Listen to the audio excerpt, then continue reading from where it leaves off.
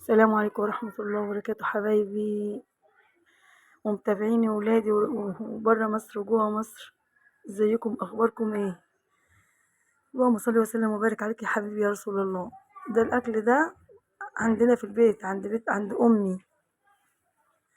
امي طلبنا من مرات اخويا كده ان احنا ناكل رنجة وفسيخ، راحوا بصراحة يعني جابوا لنا على طول. ربنا يا رب يبارك فيهم ويخليلكم حبايبكم وما يحرمنيش منهم ابدا.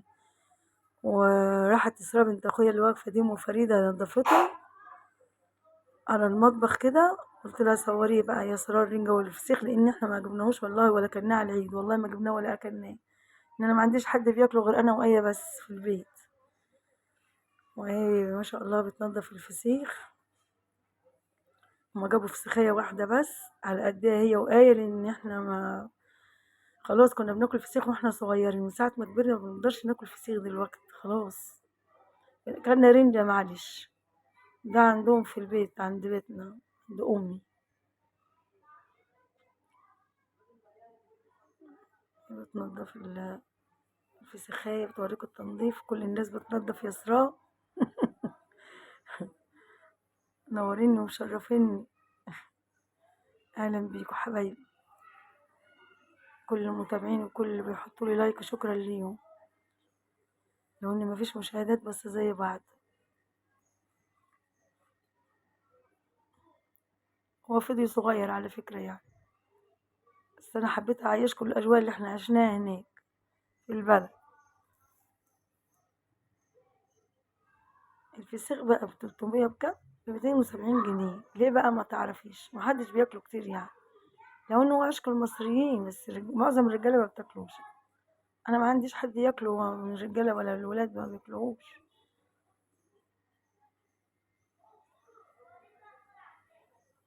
بس ودي الرنج عشان خاطر ما تبهدلش البوتاجاز، قالت لي عمته انا هحطها كده تتشوى كده على الصينيه عشان ما تبهدلش الدنيا، ودي فكره كانت حلوه برضه. وده حطت حبه زيت صغيرين، هما بيعملوا كده في البلد الفسيخ، حطت حبه زيت صغيرين وهتعمل فيها الفسيخ. هما بيحبوه كده يعني، كل مكان وليه طريقته في الاكل.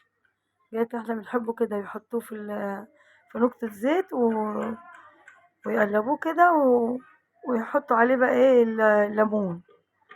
والرنجة ايه قدامكم ايه هتفرقع خالص. وهتنضفها.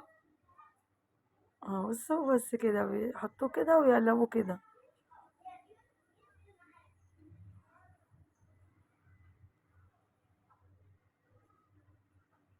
بعد كده نضفت الرنجة وقطعتها، وانا هو بحصر عليها ليمون، قلت له اوعي يا اسراء انا احصر ليمون كتير على الهباب ده. انا مش بقدر اكل فسيخ، مش عارفه. ما شاء الله يعني، وعشق المصريين الفسيخ. ودي الرنجة نضفتها اهي، وعصرنا عليها ليمون وحطينا عليها طحينة وعملنا طحينة وجرجير. وما كانش عندنا بصل اخضر، عملنا ايه، قطعنا بصل اللي هو الاحمر ده وحطينا عليه. ودي برضو رنجة وطحينة واكلنا. وربنا يا رب يديمهم نعمة في حياتي، اهلي واخواتي وحبايبي زيكم كده بالظبط.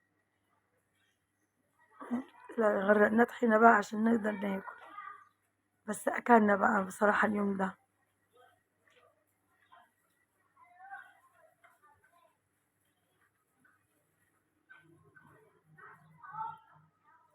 احلى ناس واحلى متابعين، الفيديو صغير وريت تشوفوه.